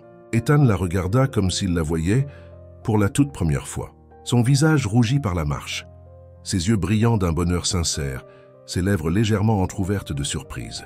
Ils se rapprochèrent lentement, inévitablement. C'était comme si le monde entier s'était arrêté pour regarder ce moment. Le vent se tut. Les oiseaux se turent. Même les jumeaux se turent. Plus près. Les lèvres d'Ethan touchaient presque celles de Chloé. « Papa !» cria Léo. « Tu as vu un papillon bleu ?» Ils se séparèrent rapidement, comme s'ils se réveillaient d'un rêve. Chloé lissa nerveusement ses cheveux. Ethan s'éclaircit la gorge et ajusta une cravate qu'il ne portait même pas. « commença Chloé. « Nous devrions, » dit Ethan en même temps. Ils se regardèrent et rirent maladroitement. « Rentrons, » suggéra Ethan, toujours incapable de détacher ses yeux d'elle. « Bonne idée, » acquiesça Chloé, le cœur battant toujours la chamade. En marchant vers la maison, aucun d'eux ne mentionna ce qui avait failli se passer. Mais tous deux savaient que quelque chose avait changé pour toujours. Dans les 3 jours qui suivirent le quasi-baiser dans le jardin, Chloé et Ethan développèrent une capacité impressionnante à s'éviter. Elle arrivait plus tôt et restait en bas. Ils quittaient le bureau plus tard et trouvaient toujours une excuse pour ne pas descendre quand elle était là. C'était une danse élaborée d'évitement. Et les seuls qui ne comprenaient pas le jeu étaient Léo et Noah. « Pourquoi papa ne dîne plus avec nous ?» demanda Léo mercredi, remuant tristement sa soupe. « Et pourquoi Chloé devient toute rouge quand quelqu'un parle de papa ?» observa Noah, avec la perspicacité d'un enfant de 6 ans. Chloé faillit s'étouffer. « Je ne deviens pas rouge », protesta-t-elle, rougissant manifestement. « Si, tu deviens rouge, insista Léo, comme quand on mange des piments. » Ce fut le moment où les jumeaux eurent l'idée.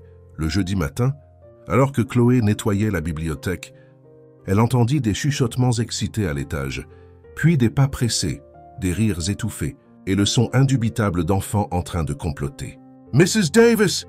appela Léo en courant dans la cuisine. « Peux-tu nous aider avec un projet secret ?»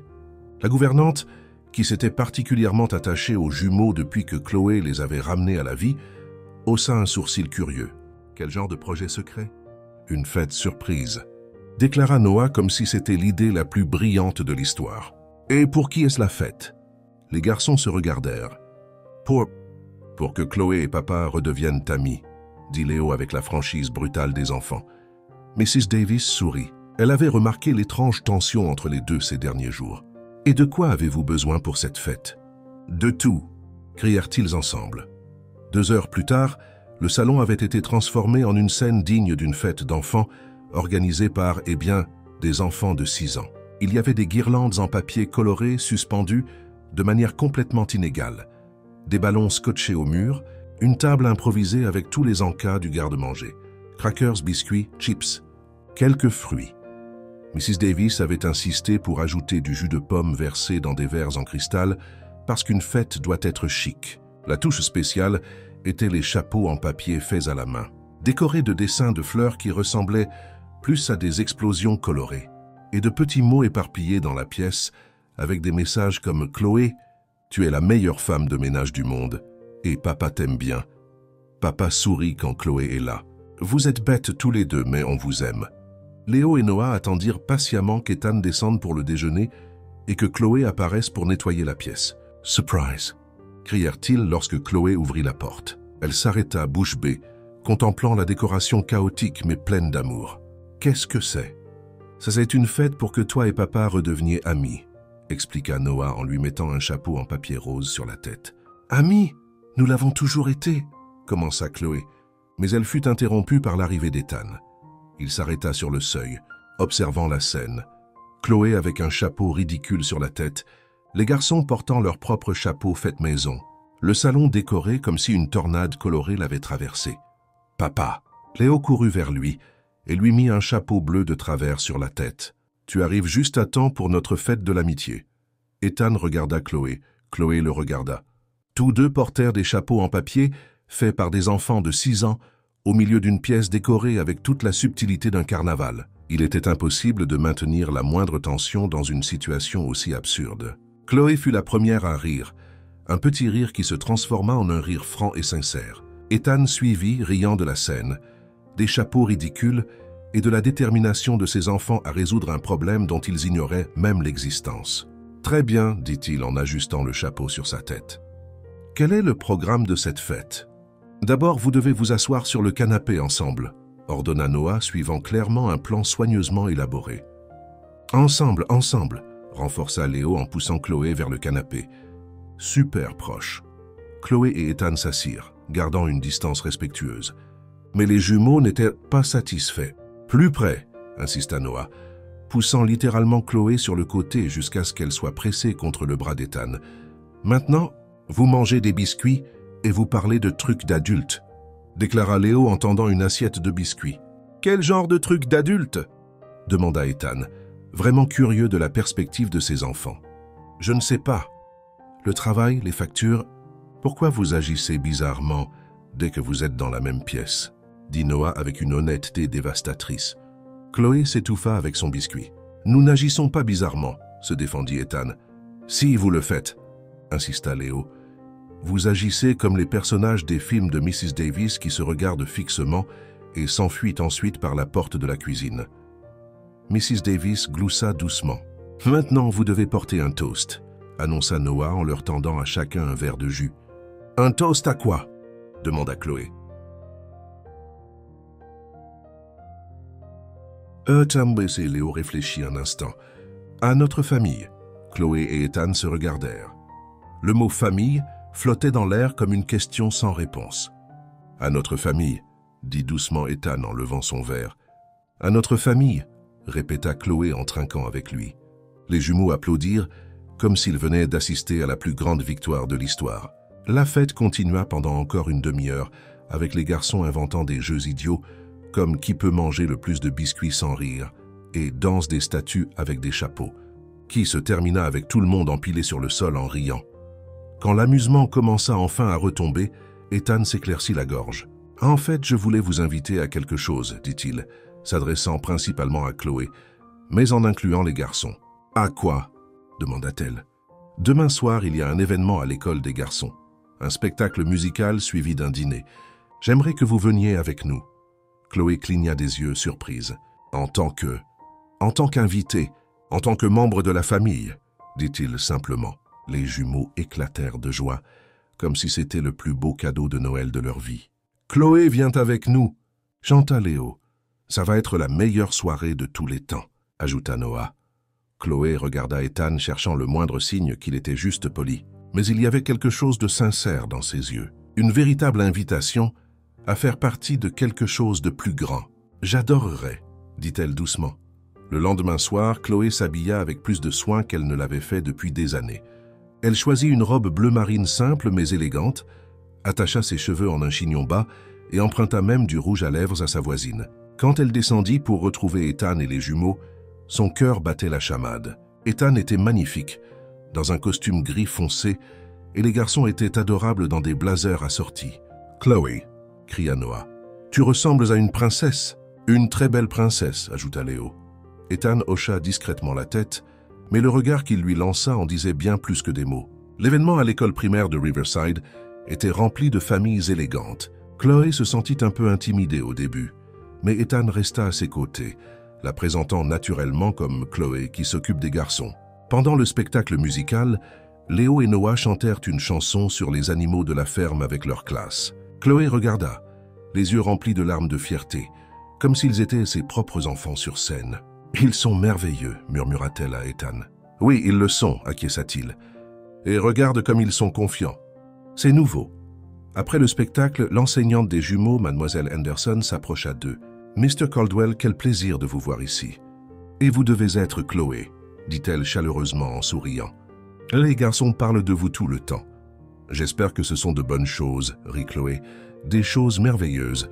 En fait, je voulais vous parler à tous les deux des progrès remarquables que Léo et Noah ont faits ces dernières semaines. » Ethan se redressa, soudainement attentif. « Quel genre de progrès ? » Eh bien, quand ils ont rejoint ma classe au début de l'année, ils interagissaient à peine avec les autres enfants. Ils restaient toujours ensemble, parlaient doucement et semblaient distants. Mais ces dernières semaines, c'est comme s'ils étaient devenus des enfants complètement différents. Chloé et Ethan échangèrent un regard. « Que voulez-vous dire ?» demanda Chloé. Maintenant, ils entament des conversations avec les autres enfants. Ils participent aux activités de groupe. Ils mènent même des jeux à la récréation. Hier, Léo a aidé un nouvel élève à rejoindre le groupe. C'est un changement remarquable. Ethan regarda les jumeaux jouer avec les autres enfants vifs et sociables. « Merci beaucoup de nous l'avoir dit, dit-il. Je vous en prie.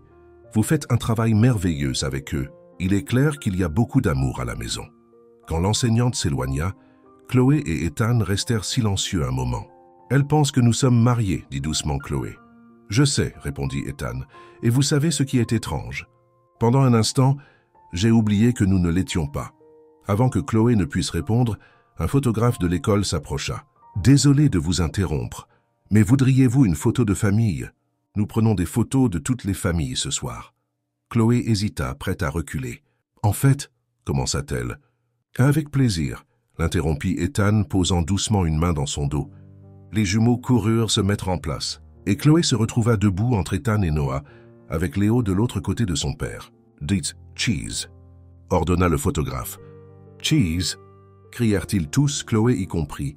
Le flash crépita, capturant un moment qui semblait complètement naturel, complètement réel. Une famille. Quand ils reçurent la photo quelques minutes plus tard, Chloé la tint avec des mains tremblantes. Ils étaient là. Ethan avec un sourire sincère, son propre visage rayonnant, et les jumeaux absolument joyeux entre eux. Cela semblait si réel, si juste, tellement comme quelque chose qu'elle n'avait même pas su qu'elle désirait jusqu'à ce moment précis. « Pourrais-je en garder une copie ?» demanda-t-elle doucement. « Gardez celle-ci, dit Ethan. J'en commanderai une autre pour nous. »« Pour nous ?»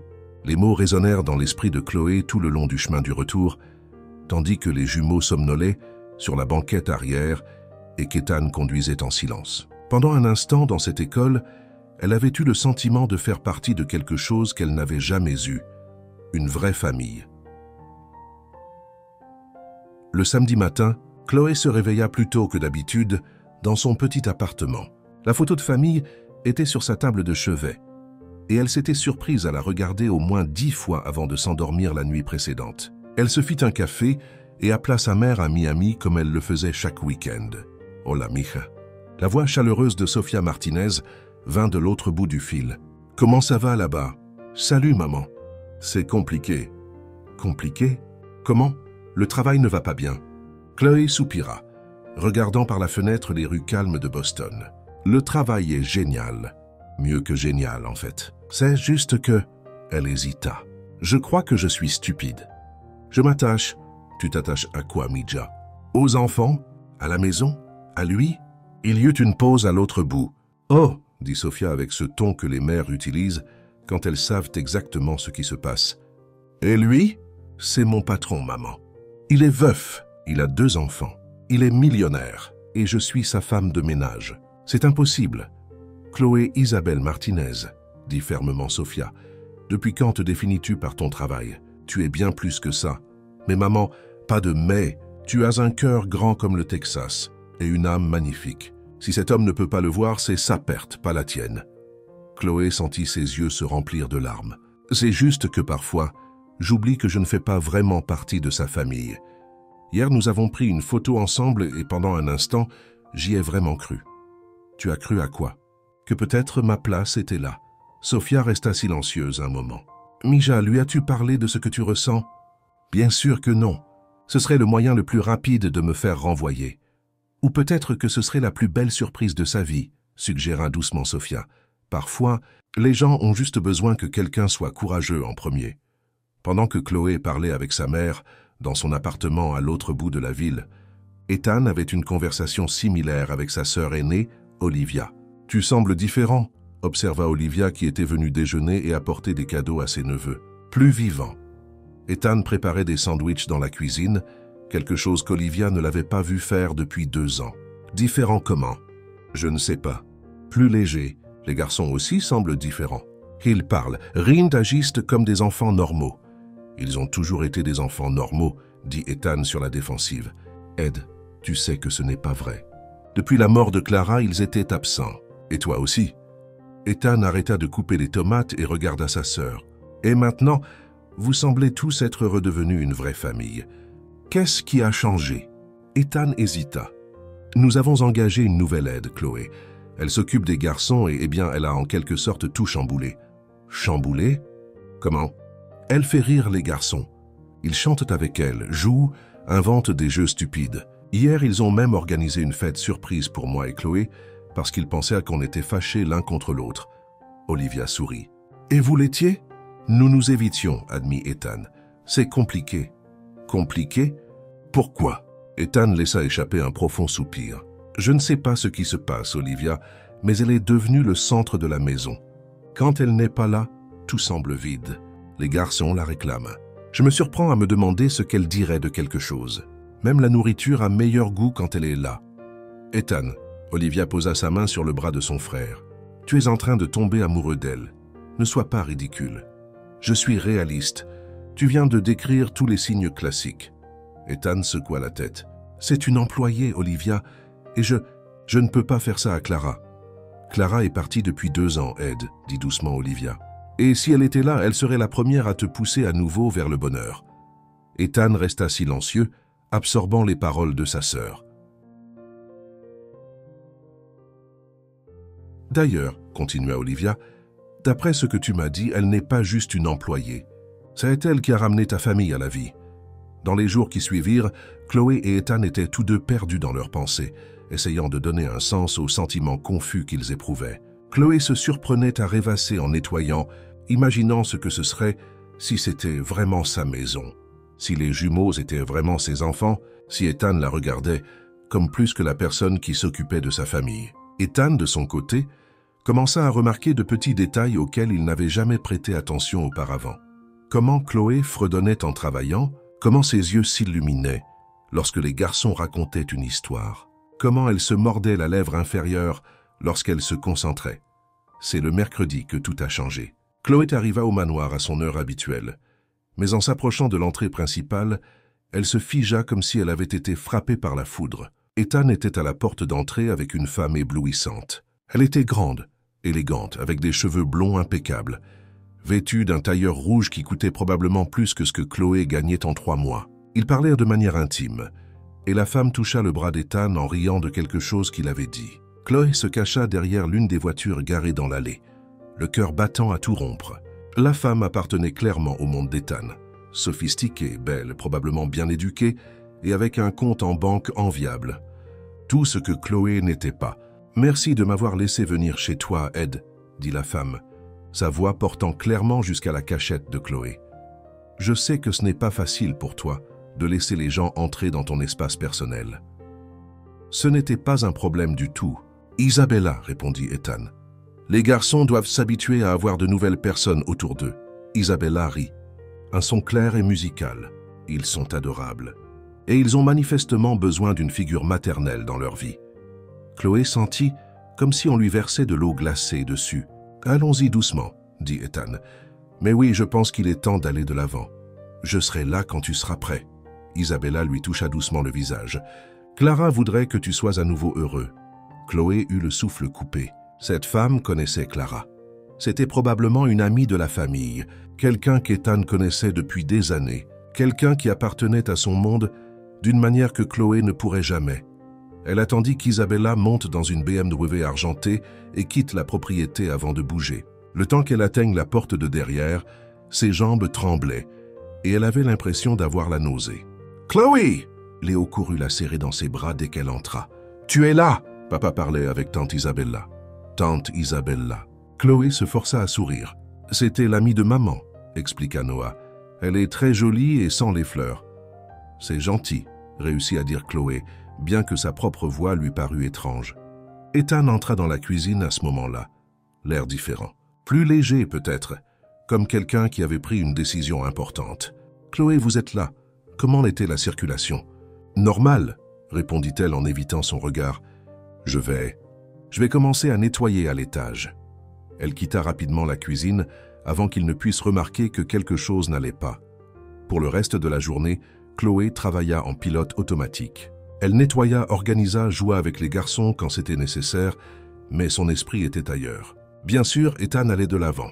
Bien sûr, il avait trouvé quelqu'un qui correspondait à son statut social, quelqu'un qui pourrait être la bonne mère pour ses enfants, la bonne épouse pour un PDG millionnaire. Chloé avait été stupide de penser qu'elle pourrait un jour être plus que l'employé qui avait temporairement aidé la famille à se remettre d'un deuil. « Chloé, ça va ?» demanda Noah pendant le goûter. « Tu as l'air triste. »« Je vais bien, mon chéri, » mentit-elle en forçant un autre sourire. « Juste un peu fatiguée. Tu veux t'allonger avec nous et écouter des histoires ?» proposa Léo. « Parfois, ça aide quand on est triste. » Le cœur de Chloé se brisa un peu plus. Ces garçons l'aimaient. Et elle devrait quitter leur vie une fois qu'Ethan se remarierait. « Peut-être plus tard, » dit-elle. « Pour l'instant, je dois finir mon travail. » Ethan remarqua immédiatement le changement. Chloé était distante, formelle, efficace mais froide. Elle ne fredonnait plus en travaillant, n'inventait plus de jeux spontanés avec les garçons, ne souriait plus de cette manière qui illuminait toute la maison.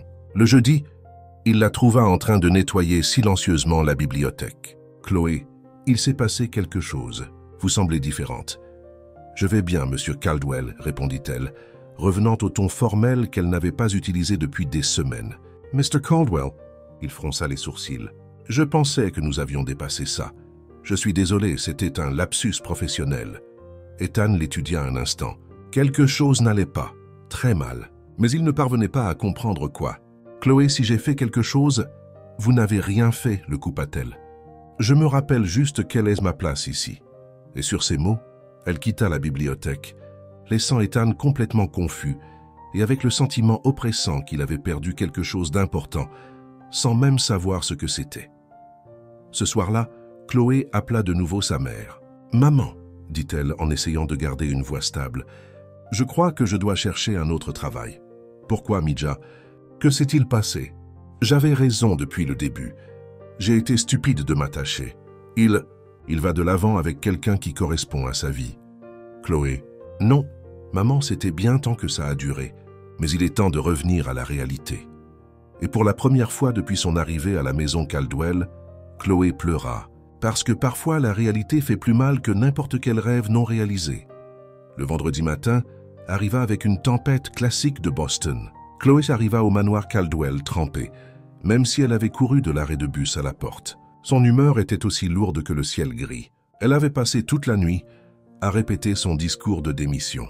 Il serait professionnel, poli et bref. Elle ne mentionnerait pas Isabella.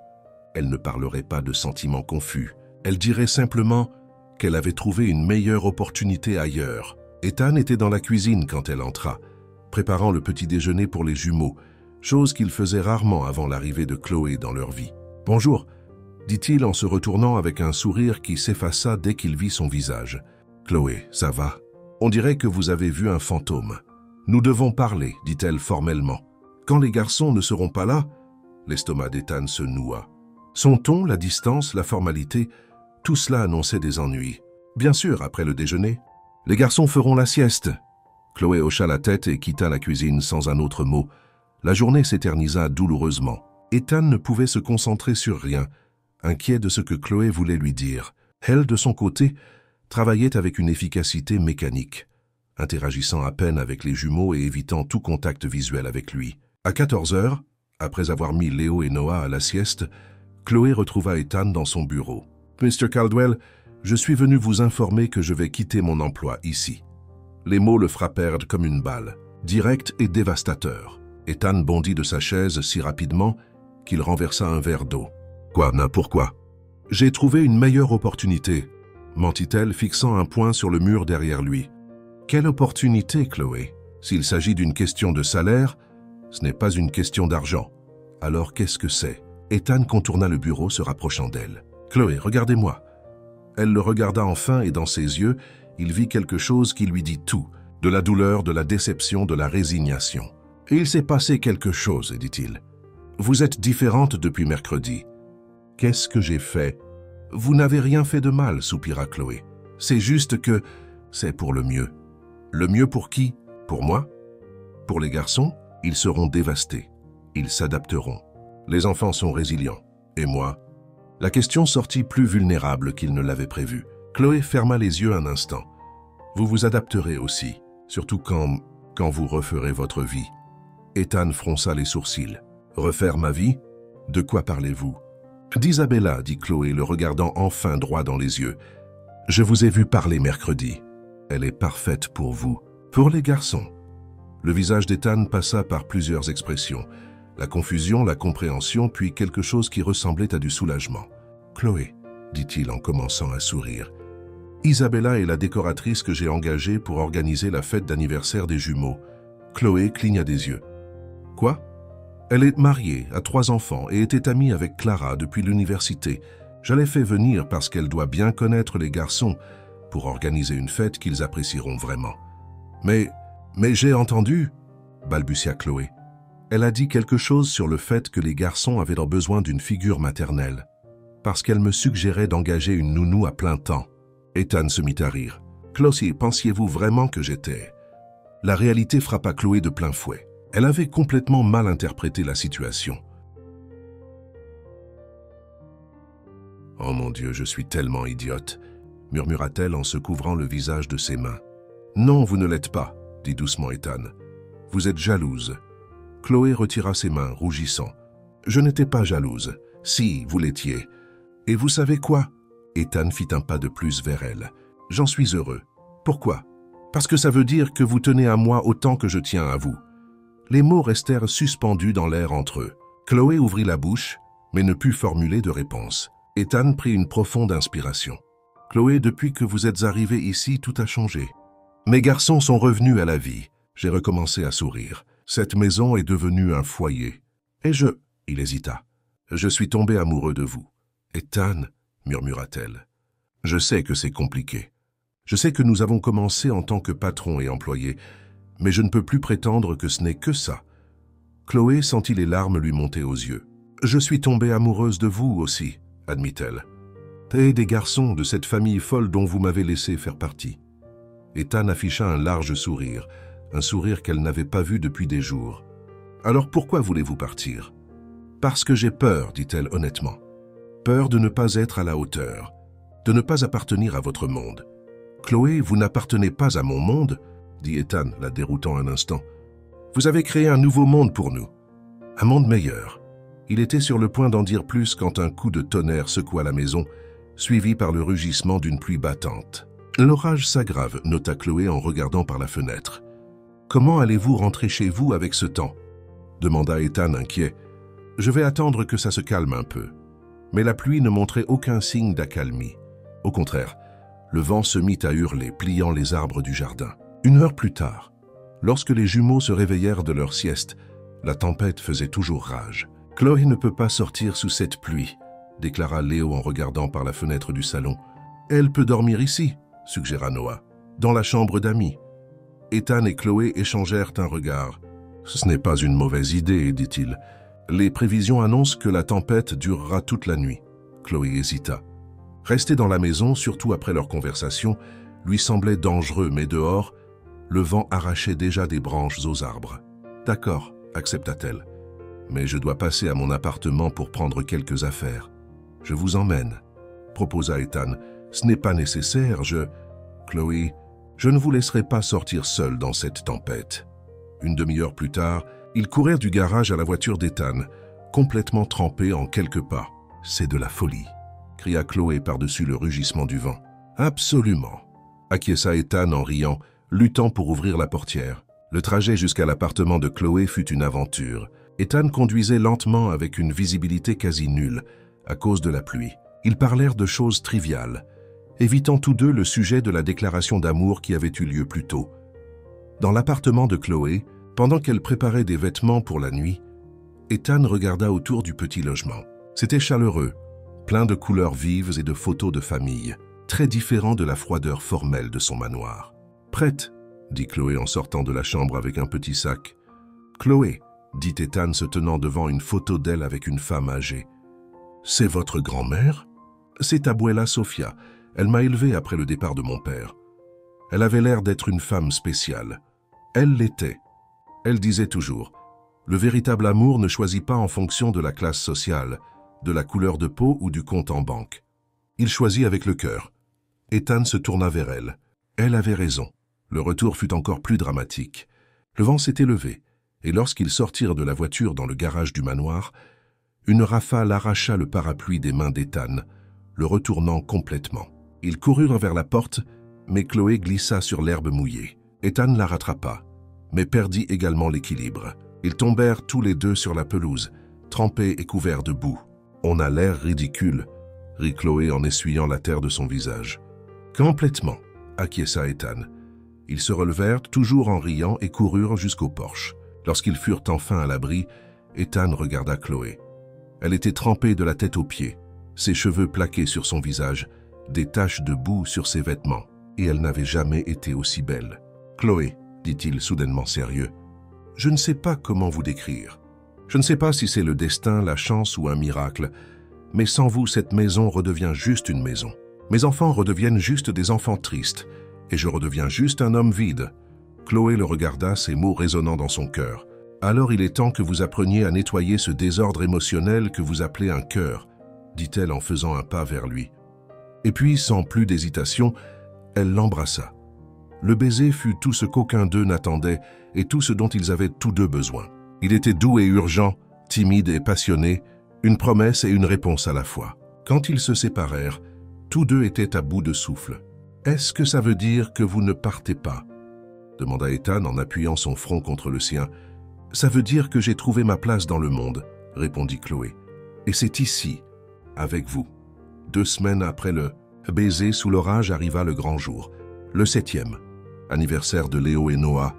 Chloé avait passé les dernières semaines à travailler avec Isabella pour transformer le jardin des Caldwell en un véritable parc d'attractions. « Attention l'équipe !»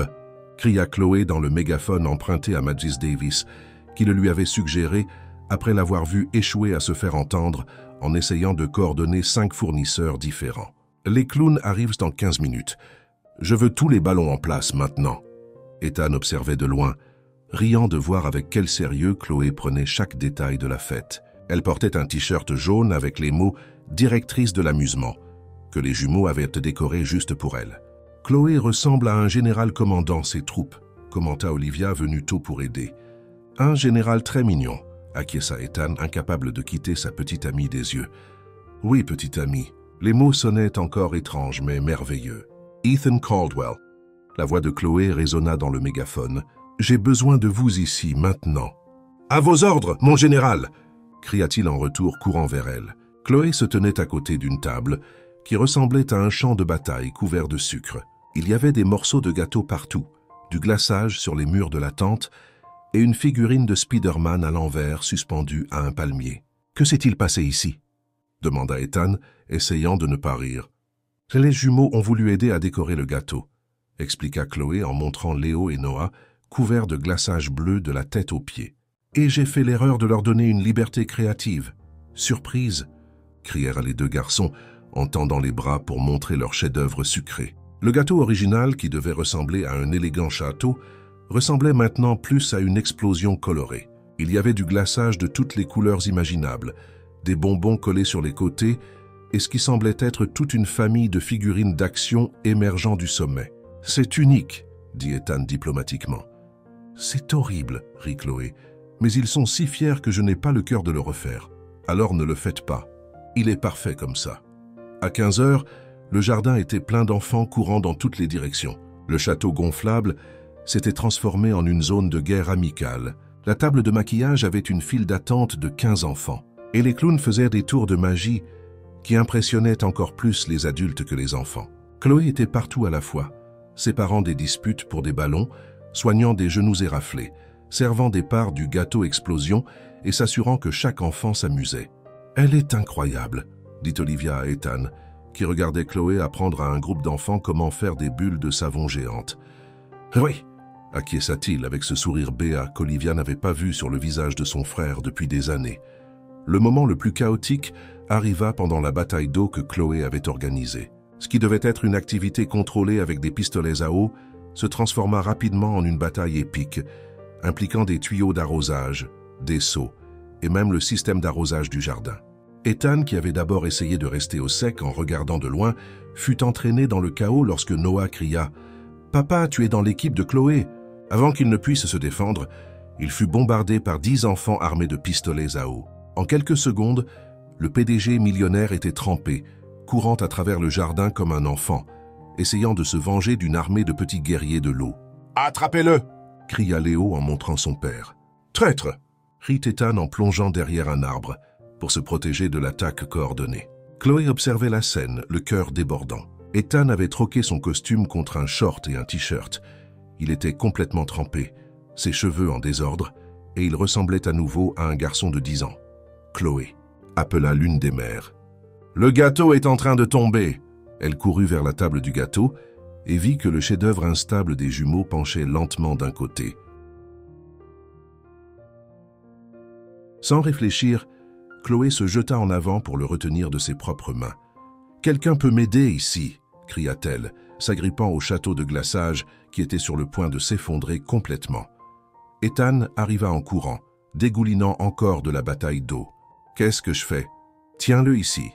Chloé fit un signe de tête vers l'endroit qu'il devait soutenir. Ils se tinrent là, unis dans une mission désespérée pour sauver le gâteau catastrophe, quand Ethan la regarda et se mit à rire. « De quoi ris-tu » demanda Chloé, essayant de garder son sérieux. « De nous, regarde-nous. Je suis un PDG millionnaire essayant de sauver un gâteau qui semble avoir été frappé par un ouragan. Tu es une femme incroyable qui a transformé ma maison en cirque. Et nous voilà couverts de glaçage et d'eau, entourés de 30 enfants qui crient. » Il marqua une pause. « Et je n'ai jamais été aussi heureux de ma vie. » Le cœur de Chloé fit un bond. « Ethan. »« Chloé, » dit-il, ignorant le fait qu'il tenait toujours un gâteau qui s'effondrait. « Après ça, tu ne t'enfuiras plus. Veux-tu » Officiellement être ma petite amie et la maman des garçons, le temps s'arrêta. Les enfants continuaient de crier en arrière-plan. Le gâteau menaçait toujours de tomber. Mais pour Chloé et Ethan, le monde s'était réduit à ce seul moment. « Es-tu sûr que c'est ce que tu veux ?» demanda-t-elle, cherchant dans ses yeux la moindre trace d'hésitation. « Si ce n'est pas toi, ça n'a pas de sens », répondit Ethan avec une certitude qui la fit fondre. « Un bisou, un bisou !» crièrent Léo et Noah, qui s'étaient approchés et avaient compris ce qui se passait. Bientôt, tous les enfants de la fête se joignirent à eux. « Un bisou, un bisou, un bisou !» Chloé regarda les visages impatients, puis de nouveau Ethan. « Eh bien, dit-elle avec un sourire, le public a parlé. » Et là, au milieu du jardin en désordre, soutenant un gâteau qui défiait toutes les lois de la physique, Chloé et Ethan s'embrassèrent tandis que 30 enfants applaudissaient et crièrent de joie. Une semaine après l'anniversaire légendaire des jumeaux, Ethan était dans son bureau, essayant de se concentrer sur les rapports trimestriels, quand des rires résonnèrent dans le couloir. Il enregistra son document, ferma l'ordinateur portable et alla voir. Chloé était dans la pièce principale, apprenant à Léo et Noah à danser la salsa en utilisant un ballet comme partenaire improvisé. « Maintenant, vous tournez comme ça », démontra-t-elle, faisant tournoyer le ballet comme s'il s'agissait d'un partenaire gracieux. Tournez. Les garçons essayèrent de l'imiter, trébuchant sur leurs propres pieds et s'effondrant l'un sur l'autre dans un tas de rires. « Papa !» cria Noah en le voyant. « Chloé nous apprend à danser pour quand on sera grand et qu'on voudra sortir avec des filles. Stratégie à long terme, » expliqua Chloé avec un faux sérieux. « Les hommes qui savent danser sont irrésistibles. » Ethan rit en regardant la scène. Ces derniers jours, il avait remarqué à quel point la maison se transformait complètement chaque fois que Chloé était là. C'était comme si elle transportait la lumière du soleil avec elle dans chaque recoin. « Chloé, dit-il, interrompant la leçon de danse. « Je peux te parler ?»« Bien sûr. Les garçons, continuez à vous entraîner. Je veux voir des tours parfaits quand je reviendrai. » Ils allèrent au bureau et Ethan ferma la porte derrière eux. « Assieds-toi, dit-il en montrant la chaise en face de son bureau. Chloé obéit, soudainement nerveuse. « J'ai fait quelque chose de mal. Les rapports de nettoyage sont en retard. » Je peux expliquer la tache d'encre sur le tapis du salon. C'était totalement un accident quand. « Chloé, la coupa Ethan en souriant, tu n'as rien fait de mal. »« Oh, alors !» Ethan prit une profonde inspiration. « Je veux que tu emménages ici, officiellement. » Chloé cligna des yeux plusieurs fois. « Que veux-tu dire par officiellement ?»« En tant que membre de la famille, en tant que ma petite amie, en tant que la personne qui a transformé cette maison en un vrai foyer. » Les mots sortirent de sa bouche en un flot rapide. « Mais Ethan, je ne sais pas si c'est une bonne idée.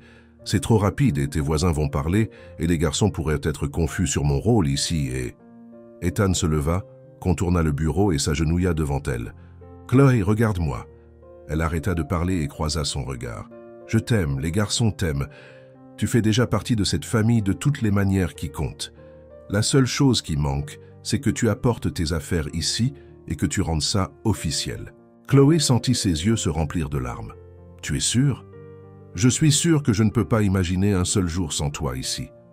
Et si ça ne marche pas ? » ?»« Ça va marcher, » dit-il avec conviction, « parce que nous, ça marche déjà. » Chloé regarda le bureau, puis de nouveau Ethan. « D'accord, » dit-elle doucement, « j'accepte. »« Oui !» crièrent Léo et Noah à l'unisson de l'autre côté de la porte. Ethan fronça les sourcils. « Vous écoutiez ?» La porte s'ouvrit et les jumeaux se précipitèrent à l'intérieur. « Désolé. »« Papa, mais on voulait savoir si Chloé allait vivre avec nous pour toujours, » expliqua Léo. « Et maintenant c'est le cas !» s'exclama Noah en sautant de joie. Chloé les serra dans ses bras, un enfant dans chaque bras. « Vous êtes sûr de vouloir une femme de ménage folle vivant dans votre maison ? » « Nous voulons que toi tu vives dans notre maison, » corrigea Léo.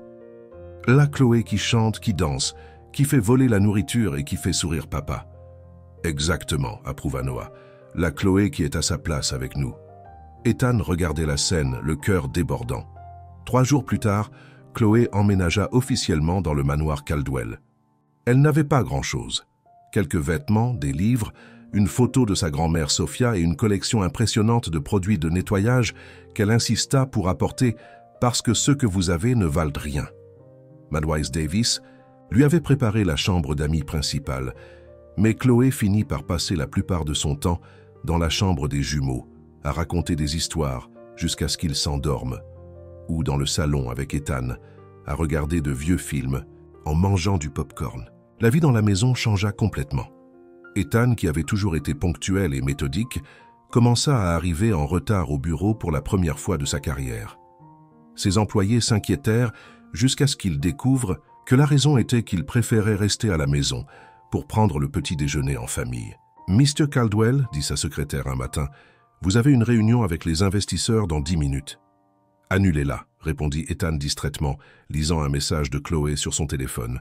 « Chloé veut faire un pique-nique dans le jardin. »« Mais monsieur, ce sont les principaux investisseurs. »« Margaret, » sourit Ethan. « J'ai passé 2 ans à ne vivre que pour le travail. Maintenant, j'ai de meilleures raisons de vivre. » Cet après-midi-là, ils étaient tous les 4 étendus sur une couverture dans le jardin. Ethan avait demandé à Mrs. Davis de préparer des sandwichs, des fruits et de la limonade pour le pique-nique improvisé. « Regardez, » dit Noah en montrant un nuage. « On dirait un dragon qui mange une glace. »« Où ça ?» Chloé suivit son doigt. « Oh, je le vois. Et celui-là ressemble à une ballerine. »« Celui-là ressemble au visage de papa quand il est en colère, » observa Léo en montrant un nuage sombre et lourd. « Hé !» protesta Ethan en lui lançant un grain de raisin. Chloé se... « leva, attrapa un torchon qu'ils avaient utilisé pour emballer les sandwichs et le posa sur sa tête comme un voile. « Je suis la princesse Chloé du royaume des torchons », déclara-t-elle d'une voix pompeuse, « et je décrète que dans ce royaume, tout le monde doit rire au moins 15 fois par jour. » Les jumeaux éclatèrent de rire. « Princesse Chloé », dit Léo en faisant une révérence exagérée. « Que désire la princesse pour le déjeuner ?»« Je désire des sandwichs magiques et de la limonade enchantée, » répondit-elle en gardant le ton royal. Ethan regardait la scène en secouant la tête, mais en souriant. « Tu es folle, » dit-il, la voix remplie d'affection. Chloé retira le torchon de sa tête et le lui lança. « Et tu es un ancien réfrigérateur amoureux, » le taquina-t-elle en riant. « Ancien réfrigérateur » demanda Noah, confus. « Oui, » expliqua Chloé. « Votre papa était froid et sérieux, comme un réfrigérateur. Mais maintenant, il a fondu et s'est transformé en une délicieuse crème glacée. »« Papa s'est transformé en glace !» crièrent les jumeaux. « Quel parfum suis-je » demanda Ethan se joignant au jeu. « Vanille !» cria Léo, « parce que tu es si pâle. »« Je pense qu'il est au chocolat » objecta Noah, « parce que le chocolat est le meilleur parfum du monde. Et papa est le meilleur papa du monde. » Ethan sentit ses yeux se remplir de larmes. Il souleva Noah et le serra fort dans ses bras. « Et vous êtes les meilleurs fils de l'univers. » Chloé regarda la famille qui était devenue la sienne, le cœur rempli d'un bonheur qu'elle n'aurait jamais cru possible. « Câlin de groupe !» déclara-t-elle en se joignant au tas de bras et de rires. Alors que le soleil se couchait sur le jardin du manoir Caldwell, 4 personnes s'enlaçaient sur une couverture de pique-nique, entourée de miettes de sandwich, de gobelets de limonade vides et du son de rire sincère. Et pour la première fois depuis longtemps, la maison n'était pas seulement un endroit où ils vivaient. C'était un foyer où ils étaient heureux. Qu'avez-vous pensé de l'histoire de Chloé et Ethan? Partagez vos impressions dans les commentaires. Notez cette histoire de 0 à 10. Quelle note lui donneriez-vous? Abonnez-vous à la chaîne et activez la cloche pour suivre toutes nos histoires. Et n'oubliez pas de découvrir d'autres histoires touchantes en cliquant ici sur l'écran final.